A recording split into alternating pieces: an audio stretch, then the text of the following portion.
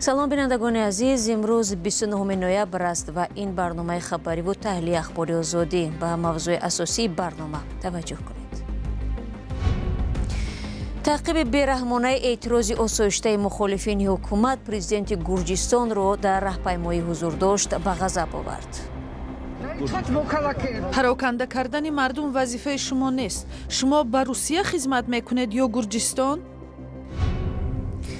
пахтачинӣ беқадр шуд. пахтакорони тоҷик талош доранд то боридани барф худашон ҳосили заҳматашонро наҷот диҳанд.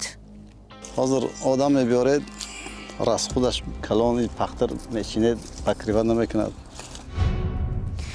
ва боз як ситора аз самои ҳунари Тоҷикистон канда шуд. Файзигул Юсуфӣ, овозхони хушсадои тоҷик, имрӯз дар деҳлии Ҳиндустон даргузашт. беш аз 100 дипломати хориҷии мустақар дар Гурҷистон номаи бозе навишта аз иқдомҳои ахири ҳукумати ин кишвар ба вижа таваққуфи талоши узвият дар Иттиҳоди Аврупо ва таъқиби эътирози мардуми ҷонибдор ва аҳзоби мухолифинро танқид карданд. шаби гузашта баъди эълони тасмими ҳизби ҳокими Орзуи Гурҷӣ, ҳазорҳо тарафдори аврупои Гурҷистон ба раҳпаймоии осоиштаи эътирозӣ баромаданд. ниҳодҳои қудратӣ бо истифода аз зӯр эътирозгаронро пароканда намуданд. вазорати умури дохили Гурҷистон мегӯяд 43 нафар барои ширкат дар эътироз боздошт шуданд. ҳамин ниҳод меафзояд дар бархурдҳо 32 афсари пулис ҳам ҷароҳат бардоштааст. ҷои ёдоварист ки узвият дар Иттиҳоди Аврупо дар сарқонуни Гурҷистон дарҷ гардидаву эътирозгарон аз ҷумла президенти ин кишвар иҷрои онро талаб кардааст. Каюмар Сиато гузориш медиҳад. мақомоти Гурҷистон субҳи 29 ноябр бо истифода аз обу гази ашковар эътирозгаронро аз назди бинои парлумони ин кишвар дур карданд. дар натиҷа як идда рӯзноманигорон аз ҷумла хабарнигори радиои озодӣ ҷароҳат бардоштанд. шоми рӯзи панҷшанбе сарвазири Гурҷистон Иракли Кобахидзе эълон кард ки ин кишвар музокиротро барои узвият дар Иттиҳоди Аврупо то соли 2028 ба таъхир мегузорад ва ҳамчунон аз гирифтани грантҳои буҷетӣ аз иттиҳод даст мекашад. баъд аз интихоботи моҳи октябр ки бо пирӯзии эътилофи Орзуи Гурҷӣ хотима ёфта, гурӯҳи ҳоким аксар курсиҳои парлумонро ишғол намуд, мухолифони ҳукумат ва давлатҳои ғарбӣ Орзуи Гурҷиро бо тақаллуб дар овоздиҳӣ ва имкон додан ба афзоиши нуфузи Русия муттаҳам карданд. рӯзе пеш дар Тбилисӣ ба нишони ҳамдилӣ бо мухолифин президенти Гурҷистон Саломе Зурабишвили ба эътирозгарон ҳамроҳ шуд. пароканда кардани мардум вазифаи шумо нест. шумо ба Русия хизмат мекунед ё Гурҷистон? шумо ба саволи президент ҷавоб намедиҳед. сипарро поин кунед. шумо дар бораи худу кишвару фарзандонатон фикр намекунед?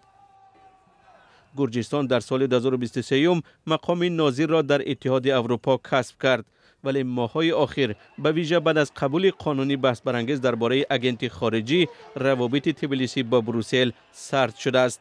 ба қавли мунаққидон, ин қонун имкон медиҳад ки расонаҳо ва кормандони созмонҳои иҷтимоӣ бо хидмат ба хориҷиён айбдор карда шаванд. ҳукумати Иёлоти Муттаҳидаи Амрико дар моҳи июл тасмим гирифт ки тақдими $95 миллион кӯмак ба ҳукумати Гурҷистонро мутаваққиф кунад. он замон Вашингтон ҳушдор дод ки ин кишвар дар ҳоли беруншавӣ аз роҳи демократик қарор дорад. рӯ меорем ба мавзӯи дигар. санҷишҳо нишон додааст ки сифати алоқаи мобилӣ ва интернет ҳатто дар баъзе аз маҳаллаҳои шаҳри Душанбе қонеъкунанда нест. муштариён шикоят доранд ки бо қатъ шудани нерӯи барқ интернет ҳам маҳдуд мешавад. Бексабур, сардори хадамоти алоқаи Тоҷикистон, дар як ҷаласа бори дигар аз кори ширкатҳои мобилӣ интиқод карда ҳушдор додааст ки агар вазъ беҳтар нашавад, иҷозатномаашон бекор ва ба ҷавобгарии ҷиноӣ кашида мешаванд. Абдулғани Абдулваҳоб ва Шаҳлои Абдулло ин мавзӯъро пайгирӣ карданд. хадамоти алоқаи Тоҷикистон аз сифати хидматрасониҳои ширкатҳои мобилӣ изҳори норизоӣ намуда онҳоро ҳушдор додааст ки дар ҳолати беҳтар нашудани сифати интернет ва алоқа иҷозатномаи онҳо бекор карда мешавад. бексабур, сардори хадамоти алоқа рӯзи 26 ноябр дар ҷаласае бо ҳузури намояндагони ширкатҳои мобилӣ гуфтааст, сифати алоқа дар кишвар қонеъкунанда нест. санҷишҳо нишон доданд ки ҳатто дар баъзе аз маҳаллаҳои шаҳри Душанбе сатҳи хизматрасонӣ ба талабот ҷавобгӯ намебошад. برق باشه ها بملال میشه، برق نشد ویران میشه، سوس میشه نمیشه و همین خیلی هسته. جای ما در دوشنبه شاه منصور دو زندگی میکنه. پرسش سر راهی رادیوی آزادی نیز نشان داد که این مشکل در منطقه های دیگر کشور نیز وجود دارد. قوای برق خاموش میشود کار نمیکند. تماما کار نمیکند. اگر سویت باشد چی؟ باشه کار میکنه که پس تر 4G 3G میشه بسیار. این در حالت سویت بدن. سویت که مر تماما کار نمیکنه. زنگ زده میشود یا؟ زنگ زده میشه دارم. لیکن اینترنت نیست. مشکل سرعت پست اینترنت و صفت نامناسب خدمت‌رسانی‌های شرکت‌های موبیلی با وجود تنقیدهای رئیس جمهور کشور امامعلی رحمان و بحث وکیلان در پارلمان هنوز هم حل خود را نیافته است. در خدمات علاقه حاضر نشدند مسئله را شرح دهند. مسئولان شرکت‌های موبیلی نیز نخواستند در این باره با ما صحبت کنند.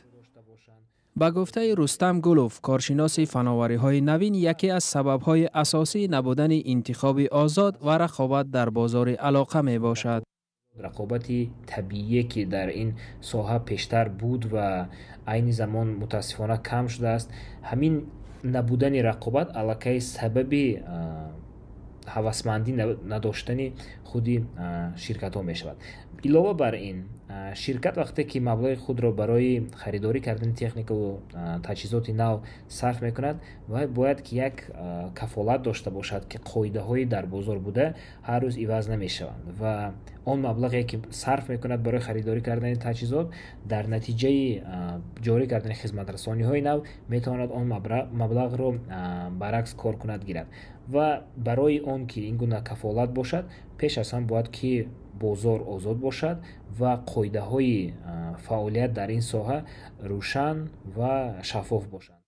فروش اینترنت در تاجیکستان بیش از 10 سال اخیر در انحصار شرکت دولتی تاجیک تلکام قرار دارد. شرکت‌های دیگر حق مستقلانه وارد کردن آن را ندارند. تنها در سال 2024 به 2 شرکت اجازه داده شده است که قسماً اینترنت را مستقیما وارد کنند. تاجیکستان در ریتینگ دسترسی به اینترنت موبیلی در میان کشورهای آسیای مرکزی در زینه آخرین قرار دارد. در آغاز سال 2024 در رده‌بندی سپید تست گلوبال ایندکس نیز تاجیکستان از روی سرعت اینترنت موبیلی در 5 گانه آخرین قرار داشت. ای هموطنی عزیزتر از جان، ای یوسف امروزی کنعان، بیرون ز وطن چی حال دارید؟ بیا و از روزگارت ما را آشنا کن. بینندگان عزیز، اگر شما دور از تاجیکستانید و از نازکی‌های مهاجرت آگاه هستید و می‌خواهید دیگران نیز بدانند، پس این برنامه برای شماست. روزگار مهاجر، مطابق شوی به محیط نو، قصه‌های انسانی و سبق‌های حیاتی. شما برنامه اخبار رادیو آزادی را تماشا دارید. کمیته حالت‌های فوق‌العاده تاجیکستان خبر داده است که شروع از امروز هوا سرد و نامساعد می‌گردد، بارش برف و باران شدید پیش بینی شده است. این هشداری مقامات در حالی است که تا حال کشاورزان تاجیک بخصوص پختکاران حاصل خود را پوره جمع نآوردند. برخی از آنها میگویند امسال با مشکل چیدن پخته روبرو گردیدند. با این حال تقدیر حاصل آنها چی می‌شود؟ فرزان محمدی پرسجو کرد. صاحبان خواجگی دهقانی حبیب الله بابا در ناحیه جبار رسولوف تلاش دارند هر چه زودتر حاصل پخته خود را جمع آورند تا در سرما نماند و مهنت یک ساله‌شان برباد نرود. آنها امسال در حدود 1 هکتار پخته کاشتند و میگویند اکثر حاصل خود را با کمک پیوندانشان جمع آوری میکنند. حرکت ایرتگشون ادا قilish. حرکت داریم که تا پگاه همه حاصلمان را جمع آوری کنیم. یکم و دوم حاصلمان را خودمان چیدیم. حالا سومش را نیز با زن و فرزندانمان چیده ایستادیم. پگاه به انجام میرسونیم. وضع دیگر پختکاران در ناحیه مسجان نیز چنین است. سهمداران خواجگی دهقانی آزادبک در این ناحیه میگویند هرچند نرخ پختشین‌ها را بلند کردند ولی حالا خودشان به چیدن آن مشغولند. حالا هوا سرد است. هیچ کس نمیبراید. نرخش را تا 1.5 سومانی برداشتیم. در چینش اول گروه از دختران محله امان آمده بودند. آن وقت نرخ 1 سومانی بود. حالا با خش و تبار حاصل باقی مانده را چیده ایستاده ایم. دیگر دهقانان میگویند نرخ پخته امسال نیز پست است و این حالت آنها را مجبور کرده است که از مهنت دیگران استفاده نبرند.